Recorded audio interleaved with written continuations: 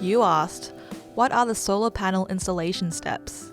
Some good solar installers will actually take the time when they come for your house inspection and to give you the quote to actually go through all the steps that will be undertaken when they install your solar system. Well, I need some solar panels installed on my roof. So normally the guys rock up relatively early, about 7, even earlier, 6:30, because they don't like to work really at the later part of the day when your roof is very hot, etc., etc. So be prepared for an early start. And obviously they need to have somewhere where they can unload the panels, they can unload the racking, etc. So it's quite important that you allow some kind of workspace for these guys where they can unload their gear, etc., etc. Sometimes on very busy roads, they might have to put witches hats up, etc., to be just able to work very safe. Really, safety is very, very important. For that reason, more and more installers are now also installing scaffolding or have a scissor lift or something like that to be able to get the panels safely to the roof. And especially if it's a second-story roof, they also have to wear the appropriate harnesses to be really protect themselves. But the first step is really that they normally, if it's a crew of a couple of people, that one crew and one set of the people go to your switchboard and start to prepare that switchboard for the inverter and the cabling, etc., etc.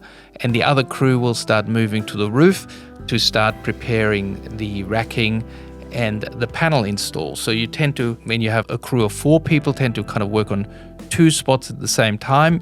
If it's a smaller installation team, then they do usually one job after the other. Depending if you have a tile roof or a metal roof, there are different types of hooks, but the first job would be to install the racking, which are the rails that are going to be undertaken to put the panels on. You also be very concerned to get the cabling on at the same time, or you can put the cabling first, you can put the racking first, but those 2 jobs are very close to each other. So rail goes up, cabling will then be undertaken, and that's usually done by the more quality focused company in a way to try to not have too many conduits run onto the outside of the roof or run on the outside of the house.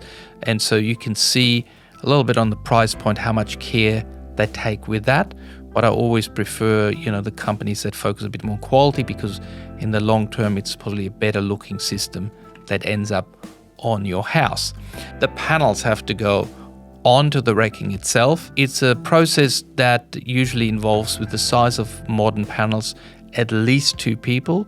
The older panels used to be as light as 15 kilos. Now we're looking at 22, 23, 24 kilos for some of these panels. Very difficult for a single operator to get them on the roof.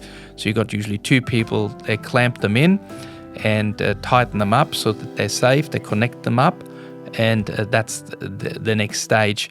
And your roof by then will look pretty perfect in the way that the system will present itself on the roof.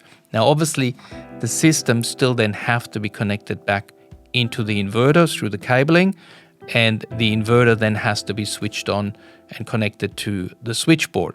Now, depending on what monitor solution you have chosen, if you, for example, chosen a good quality system like Solar Analytics, then there has to be additional work on the switchboard undertaken to put this monitoring equipment into the switchboard so that you can have your data easily at your phone or in your computer and actually can see what your system generates. So that's another process to go through. It also depends on the different states as to what's happening to the meterworks.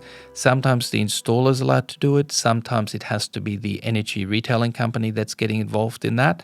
So make sure that when you discuss your solar install, that you actually find out who's responsible to connect the system back into the meter system, because you don't want the solar company to have it installed and then you have to chase somebody to try and get the meter fixed. So that's not really a good solution. Insist on your early negotiation before you sign off that the full connection of the system is the responsibility of the solar installation company. You need to have the system handed over to you, get the manuals given, get the warranty documents given to you, get the serial numbers of the panel potentially given to you. Because you don't want in a couple of years' time have to go up, or if you can see that panel something is wrong with it, you don't want to know what the serial number could be. You want those ones given to you, both for the inverter as well as the panels, have them as part of the handover documentation. and have the system explain to you how you monitor it, etc. So the system handover is possibly the last and most important that I feel from a house owner's perspective, and insist that that's done properly, but also give the installer the time to do this properly. Now, if the install took longer and it's getting dark and they're rushing, etc., then you should really insist that they come back and do the proper system handover and the manual handover for you. Don't just have them on the way out, slap something in your hand and do a runner. That's not a good outcome. You need to be trained on inverter monitoring, what certain blinking lights mean, where do you find out how much your system generates, and who do you call if there's a problem. So those are, in general, the installation steps, and I hope this has given you a nice little overview. Want more energy answered?